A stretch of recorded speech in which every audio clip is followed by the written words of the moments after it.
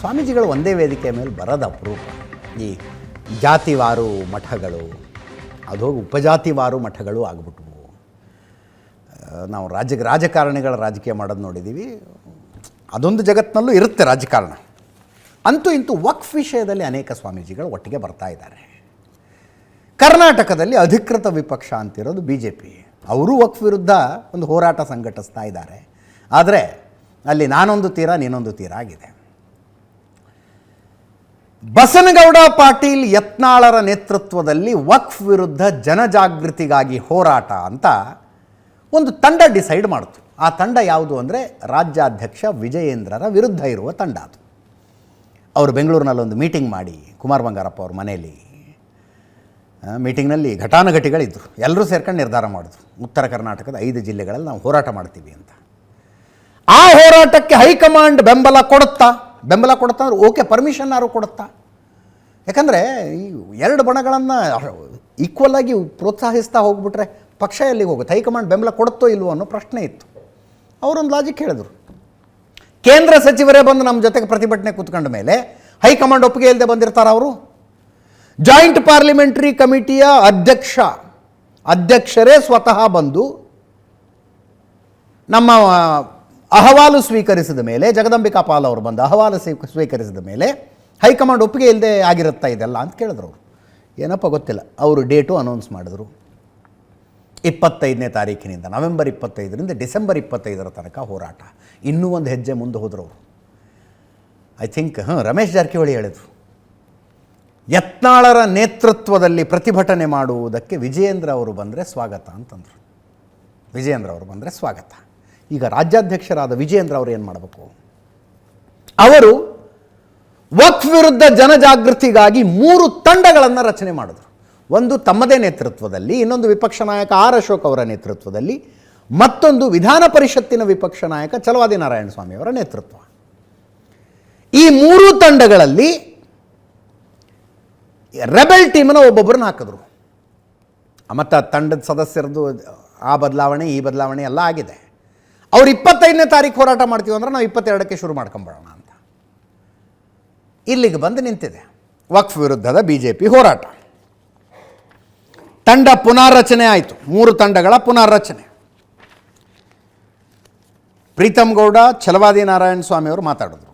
ಕಾಂಗ್ರೆಸ್ನವರು ಎಲ್ಲ ಪ್ರಯತ್ನಗಳನ್ನು ಸಮಾಜ ಒಡೆಯುವ ಪ್ರಯತ್ನ ಅಂತಾನೆ ಹೇಳ್ತಾ ಇದ್ದಾರೆ. ಹೋಮ್ ಮಿನಿಸ್ಟರ್ ಮಾತಾಡಿದ್ದಾರೆ. ಅಂದರೆ ಅಲ್ಪಸಂಖ್ಯಾತರಿಗೂ ಬಹುಸಂಖ್ಯಾತರಿಗೂ ತಂದಿಟ್ಟು ತಮಾಷೆ ನೋಡ್ತಾರೆ ಇವರು BJP ಅವರು ಅನ್ನುವ ಅರ್ಥದಲ್ಲಿ.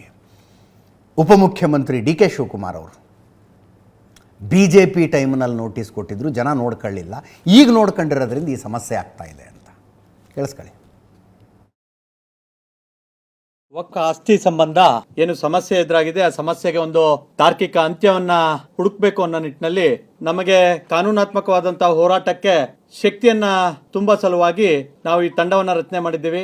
ನಮ್ಮ ಭೂಮಿ ನಮ್ಮ ಹಕ್ಕು ಎಂಬ ಶೀರ್ಷಿಕೆ ಅಡಿಯಲ್ಲಿ ತಂಡವನ್ನ ರಚನೆ ಮಾಡಿ ಸಮಸ್ಯೆಗೆ ಪರಿಹಾರವನ್ನು ಕಂಡುಕೊಳ್ಳೋದಕ್ಕೆ ಕಾರ್ಯಕ್ರಮವನ್ನು ರೂಪಿಸಿಕೊಂಡಿದ್ದೀವಿ. 21 ಅಥವಾ 22ನೇ ತಾರೀಕಂದು ಪ್ರತಿ ಜಿಲ್ಲಾಧಿಕಾರಿಗಳ ಕಚೇರಿಯ ಮುಂದೆ ಹೋರಾಟ ಜೊತೆಗೆ ಅಹವಾಲು ಸ್ವೀಕಾರ ಮಾಡುವಂತ ಚಟುವಟಿಕೆಯನ್ನ ಅವತ್ತಿಗೆ ಇಟ್ಕೊಂಡಿದ್ದೀವಿ. ಆ 3 ತಂಡ ಇಡೀ ರಾಜ್ಯಾದ್ಯಂತ ಪ್ರತಿ ಜಿಲ್ಲೆಯಲ್ಲಿ ಪ್ರವಾಸವನ್ನ ಮಾಡಿ ಅವರ ಸಮಸ್ಯೆಯನ್ನು ಮುಂಬರುವಂತ ಬೆಳಗಾವಿ ಅಧಿವೇಶನದಲ್ಲಿ ಪ್ರಸ್ತಾಪ ಮಾಡುವ ಸಲುವಾಗಿ ಮತ್ತು ಹೋರಾಟ ಮಾಡುವ ಸಲುವಾಗಿ ನೈಜ ವರದಿಯನ್ನ ತರುವಂತ ಕೆಲಸವನ್ನ ಮಾಡೋದಕ್ಕೆ 3 ತಂಡಗಳನ್ನ ಮಾಡಿದ್ದೆ. ಭಾರತೀಯ ಜನತಾ ಪಾರ್ಟಿಯಲ್ಲಿ ಸಕ್ರಿಯವಾಗಿರುವಂತವರು ಬಸನಗೌಡ ಪಾಟೀಲ್ ಯತ್ನಾಳ್ ಅವರು ಪ್ರಮುಖರಿದ್ದಾರೆ. ಅವ್ರನ್ನೂ ಒಳಗೊಂಡಂತ ತಂಡವನ್ನ ನಾವು ಮಾಡಿದ್ದೀವಿ.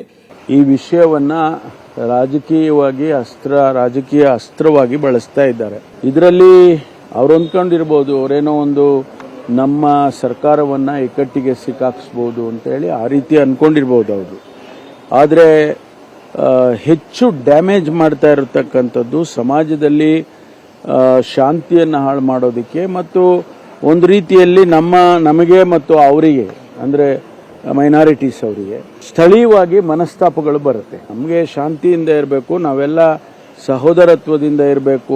ವಕ್ಫ್ ಆಸ್ತಿಗಳು ನೀವ್ ಹೇಳಿದ್ದೀರಿ, ಯಾವುದೇ ಇದನ್ನ ಮುಂದುವರಿಸಬಾರದು, ವಕ್ಫ್ ಕಾರ್ಯಾಚರಣೆ ನಿಲ್ಲಿಸಬೇಕು, ಯಾವುದೇ ಪ್ರಾಪರ್ಟಿಯಲ್ಲಿ ಇನ್ನು ಮುಂದೆ ವಕ್ಫ್ ಅಂತ ನಮೂದು ಮಾಡಬಾರದು, ಅವರನ್ನ ತೆರವುಗೊಳಿಸಬಾರದು ಅಂತ.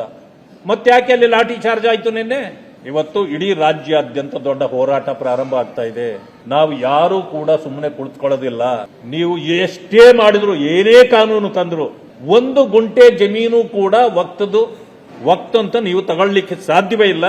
3 ಗುಂಪುಗಳಾಗಿ ನೇಮಕ ಮಾಡಿದ್ದಾರೆ. ಇಡೀ ರಾಜ್ಯದಲ್ಲಿ ಎಲ್ಲ ಜಿಲ್ಲೆಗಳಿಗೆ ನಾವು ಭೇಟಿ ಕೊಟ್ಟು ಎಲ್ಲೆಲ್ಲಿ ವಕ್ತ್ ಹೆಸರಿನಲ್ಲಿ ಜಮೀನು ಲೂಟಿ ಮಾಡತಕ್ಕಂತ ಕೆಲಸವನ್ನ ಮಾಡಿದ್ದೀರಿ. ಇದನ್ನ ಎಲ್ಲ ತಡೆಯುವಂತ ಕೆಲಸವನ್ನ ಭಾರತೀಯ ಜನತಾ ಪಕ್ಷ ಮಾಡುತ್ತೆ ಅಂತಕ್ಕಂಥ ಮಾತನ್ನ ಹೇಳಲಿಕ್ಕೆ ಬಯಸ್ತೇನೆ. ಬಿಜೆಪಿ ಮೂರ್ಖತನ ಇದೇನು ಒಕ್ಕಿದೆಯಲ್ಲ, ಇದು ಎಲ್ಲ ಬಿಜೆಪಿ ಕಾಲದಲ್ಲೇ ಈ ಪಾಣಿಗಳನ್ನೆಲ್ಲ ಬರಕ್ ಶುರು ಮಾಡಿದ್ದು. ನಮ್ಮವರು ಲೇಟ್ ಆಗಿ ಅದನ್ನ ಗಮನಿಸಿದ್ರು ಅಷ್ಟೇ. ನಾವೆಲ್ಲ ನಮ್ಮ ಹತ್ರ ಡಾಕ್ಯುಮೆಂಟ್ಸ್ ಇದೆ, ನೀವು ಜಾಸ್ತಿ ಕವರ್ ಮಾಡುದಿಲ್ಲ ಅಂತ. ಯಾಕೆಂದ್ರೆ ನಾವೇನಾದ್ರು ಮಾತಾಡಿದ್ರೆ ನೀವು ಕವರ್ ಮಾಡುದಿಲ್ಲ, ಬರೀ ಅವ್ರದ್ದು ಮಾತ್ರ ಕವರ್ ಮಾಡ್ತಾ ಇದೀರಿ ನೀವು ವಕ್ಫ್ ವಿಚಾರದಲ್ಲಿ. ಅವ್ರನ್ನ ಎಕ್ಸ್ಪೋಸ್ ಮಾಡ್ತೀವಿ ನಾವು. ಅವರೇ ಮಾಡಿದ್ದು, ಅವ್ರ ಕಾಲದಲ್ಲೇ ಆಗಿದ್ದು ಅನ್ನೋದು ನಮ್ಮ ಹತ್ರ ಎಲ್ಲಾ ದಾಖಲೆಗಳಿದೆ. ನಾವು ಅವ್ರನ್ನ ಎಕ್ಸ್ಪೋಸ್ ಮಾಡಿ ನೋಡ್ರಿ, ಅವ್ರದ್ದು ಏನ್ ಬಣ ಇದೆಯೋ. ನಮ್ದು ಮಾತಾಡಿದ್ದು ಜಾಸ್ತಿ ತೋರಿಸೋದಿಲ್ಲ, ಅವ್ರು ಮಾತಾಡಿದ್ದು ಜಾಸ್ತಿ ತೋರಿಸ್ತೀವಿ. We have an angle to it. ಇದು Congress versus Karnataka Congress versus Karnataka BJP ಅಲ್ಲ. ಸ್ಪಷ್ಟತೆ ಇದೆ ಆ ವಿಷಯದಲ್ಲಿ. ವಕ್ಫ್ನ ಇಷ್ಟೆಲ್ಲ ಅವಾಂತರಗಳಾಗೋದಕ್ಕೆ ಸಿದ್ದರಾಮಯ್ಯನವ್ರ ಕಾರಣ ಅಂತ ನಾವು ಹೇಳಿದ್ವಾ? ಯಾವುದಾದ್ರು ಮಾಧ್ಯಮ ಹೇಳಿದ್ರೆ ಅವ್ರು ಅರ್ಥ ಮಾಡ್ಕೊಂಡಿಲ್ಲ ಇಶ್ಯೂನ ಅಂತ. ವಿಷಯನೇ ಅರ್ಥ ಆಗಿಲ್ಲ ನಿಮಗೆ. ಯಾಕೆ ಹಿಂಗಾಗ್ತಾ ಇದೆ ವಕ್ಫದು? ಏಕಾಏಕಿ ಯಾಕೆ ಅಷ್ಟು ಪಹಣಿಗಳಲ್ಲಿ ವಕ್ಫ್ನ ಹೆಸರು ಬಂದುಬಿಡ್ತು? ಅಯ್ಯೋ, ಚಳಿಗಾಲದ ಅಧಿವೇಶನದಲ್ಲಿ ಮೋದಿ ವಕ್ಫ್ ಆ್ಯಕ್ಟಿಗೆ ತಿದ್ದುಪಡಿ ತಂದು ಬಿಡ್ತಾರೆ, ಅಷ್ಟರಲ್ಲಿ ಎಲ್ಲೆಲ್ಲಿ ಜೆಂಡ ನೆಡೋಕ್ಕಾಗುತ್ತೋ ನೆಟ್ಟು ಬಿಡೋಣ ಅಂತ ಹೋಗಿರೋದಕ್ಕಾಗಿರೋದಿದು. ಅದರ್ವೈಸ್ ವಕ್ಫ್ ಬೋರ್ಡ್ಗೆ 2013ರಲ್ಲಿ ಆಗಿನ ಕೇಂದ್ರ ಸರ್ಕಾರ, 1995ರಲ್ಲಿ ಆಗಿನ ಕೇಂದ್ರ ಸರ್ಕಾರಗಳು ಕೊಟ್ಟಿರುವ ಅಪರಿಮಿತ ಅಧಿಕಾರದ ಕಾರಣಕ್ಕಾಗಿ ಇಷ್ಟೆಲ್ಲ ಆಗ್ತಿರೋದು. ಅಪರಿಮಿತ ಅಧಿಕಾರದ ಕಾರಣಕ್ಕೆ ನಾವಿಷ್ಟೆಲ್ಲ ಜನರನ್ನು ಕರೆದು ವಕ್ಫ್ ವಿಷಯದಲ್ಲಿ ನಾವು ಕಾಂಗ್ರೆಸ್ ನಾಯಕರನ್ನೇ, ಅವರು 1995 ಮತ್ತು 2013 ಅಮೆಂಡ್ಮೆಂಟ್ ಬಗ್ಗೆ ಮಾತಾಡೋದಿಲ್ಲ. ಮತ್ತು ಬರೋದಲ್ಲಿ ಬೊಮ್ಮಾಯಿರ ಕಾಲದಲ್ಲಿ ಅಷ್ಟು ಕೊಟ್ಟಿದ್ರು, ಯಡಿಯೂರಪ್ಪನವ್ರ ಕಾಲದಲ್ಲಿ ಹೌದ್ರಿ ಅವ್ರ ಕಾಲದಲ್ಲಿ ಕೊಟ್ಟಿದ್ದಾರೆ. ಈಗ ಕೊಟ್ಟಿರೋದಕ್ಕೆ ಸಿದ್ದರಾಮಯ್ಯನವ್ರ ಕಾರಣ ಅಲ್ಲ, ವಕ್ಫ್ ಬೋರ್ಡ್ಗೆ ಇರುವ ಅಧಿಕಾರ ಅದು. ಆ ಅಧಿಕಾರ ಕೊಟ್ಟವರು ಯಾರು? ಮಾಡಿ ಆ ಚರ್ಚೆನ. ಅಂಥ ಅಧಿಕಾರವನ್ನು ಭಾರತದಲ್ಲಿ ಇನ್ಯಾವ ಎಂಟಿಟಿಗೆ ಕೊಡಲಾಗಿದೆ? ಕೇಳಿ ಪ್ರಶ್ನೆನ. Once Waqf is always Waqf, once Muzrai is always Muzrai ಅಂತ ಹೇಳಿ ನೋಡೋಣ. ಒನ್ಸ್ ಮುಜರಾಯಿ ಈಸ್ ಆಲ್ವೇಸ್ ಮುಜರಾಯಿ ಹೇಳಿ ನೋಡೋಣ. ಹೇಳ್ತೀರಾ? ಆಗುತ್ತಾ ಅದು? ದೇವಸ್ಥಾನಗಳಲ್ಲಿ ಬೋರ್ಡ್ ಹಾಕ್ತಾರಂತೆ, ಈ ದೇವಸ್ಥಾನದ ಹುಂಡಿಯಲ್ಲಿ ಬಿದ್ದ ದುಡ್ಡು ಇದೇ ದೇವಸ್ಥಾನಕ್ಕೆ ಬಳಸಲ್ಪಡುತ್ತದೆ. ಮಸೀದಿಲಿ ಹೋಗಿ ಹಾಕ್ತೀರಾ? ಅಧಿಕಾರ ಇದೆಯಾ ಸರ್ಕಾರಕ್ಕೆ? ಮಸೀದಿಗೆ ಹೋಗಿ ಬೋರ್ಡ್ ಹಾಕೋದಕ್ಕೆ ಹೋದರೆ ಹೂ ಆರ್ ಯು ಅಂತ ಕೇಳ್ತಾರಲ್ಲಿ. ಯಾರಯ್ಯ ನೀವು ಮಸೀದಿಲಿ ಬಂದು ಬೋರ್ಡ್ ಹಾಕೋದಕ್ಕೆ ಅಂತಾರೆ. ಸರ್ಕಾರಕ್ಕೆ ಅಲ್ಲಿ ಪ್ರವೇಶ ಇಲ್ಲ, ಮತ್ತು ಇಲ್ಲಿ ಹಾಕಿದೆ. ಮೂಲಭೂತ ಪ್ರಶ್ನೆ ಅದು. ಕಾಂಗ್ರೆಸ್ ನಾಯಕರು ಈಗ ಕೇಂದ್ರ ಸರ್ಕಾರ ತರುವುದಕ್ಕೆ ಹೊರಟಿರುವ ತಿದ್ದುಪಡಿಯನ್ನು ಬೆಂಬಲಿಸ್ತೀವ ವಿರೋಧಿಸ್ತೀವ ಅಷ್ಟು ಹೇಳಿ. ಯಾರು ಚರ್ಚೆ ಮಾಡೋದಕ್ಕೆ ಬಂದರು? ಈಗ ನಾವು ಆ ವಿಷಯಕ್ಕೆ ಹೋಗೋದಿಲ್ಲ, ಬಟ್ ರಾಜ್ಯ ಸರ್ಕಾರ ಹಿಂದೆ ನೋಟಿಸ್ ಕೊಟ್ಟಿರಲಿಲ್ವಾ ಅಂತಾರೆ. ನೋಟಿಸು ಯಡಿಯೂರಪ್ಪನವರಿದ್ದಾಗೂ ಕೊಟ್ಟಿದ್ದರು, ಬೊಮ್ಮಾಯಿಯವರಿದ್ದಾಗಲೂ ಕೊಟ್ಟಿದ್ದಾರೆ, ಸಿದ್ದರಾಮಯ್ಯನವರಿದ್ದಾಗಲೂ ಕೊಡ್ತಿದ್ದಾರೆ. ಇವರೆಲ್ಲ ಹೋಗಿ ನಾಳೆ ದಿವಸ DK ಶಿವಕುಮಾರ್ ಮುಖ್ಯಮಂತ್ರಿ ಆದರೂ ನೋಟಿಸ್ ಬರ್ತವೆ. ಕಾಂಗ್ರೆಸ್ ಸರ್ಕಾರ ಇದ್ದಾಗಲೂ ಬರುತ್ತೆ, BJP ಸರ್ಕಾರ ಇದ್ದಾಗಲೂ ಬರುತ್ತೆ.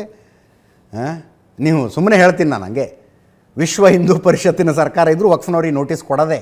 ಯಾಕಂದರೆ ವಕ್ಫ್ ಬೋರ್ಡ್ಗೆ ಇರುವ ಅಧಿಕಾರ, ಕಾನೂನಾತ್ಮಕವಾಗಿ ತಿದ್ದುಪಡಿ ತರುವ ಮೂಲಕ ಕೊಡಲಾಗಿರುವ ಅಧಿಕಾರ ಅದು. ಆ ಅಧಿಕಾರವನ್ನು ಪ್ರಶ್ನೆ ಮಾಡದ ಹೊರತು ನೋಟಿಸ್ಗೆ ಬಡ್ದಾಡೋದೇನದು? ನೋಟಿಸಿಗೆ ಬಡ್ದಾಡೋದೇನು?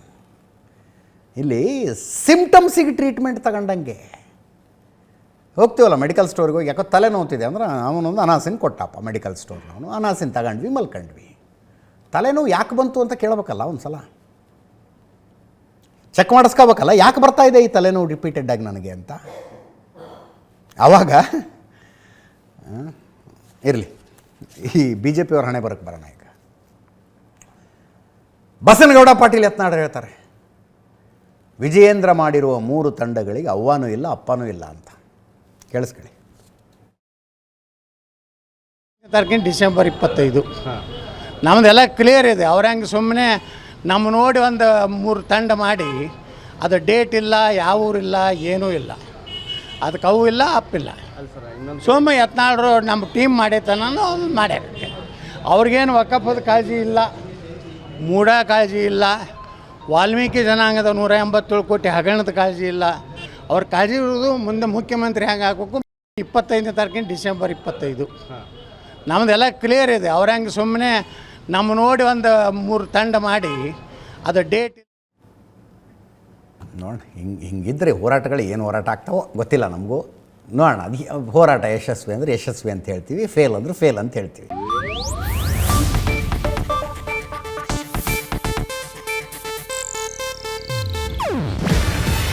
ಇದು ಏಷ್ಯಾನೆಟ್ ನ್ಯೂಸ್ ನೆಟ್ವರ್ಕ್ ಪ್ರಸ್ತುತಿ. ನೀವು ನೋಡ್ತಿದ್ದೀರಾ ಏಷ್ಯಾನೆಟ್ ಸುವರ್ಣ ನ್ಯೂಸ್.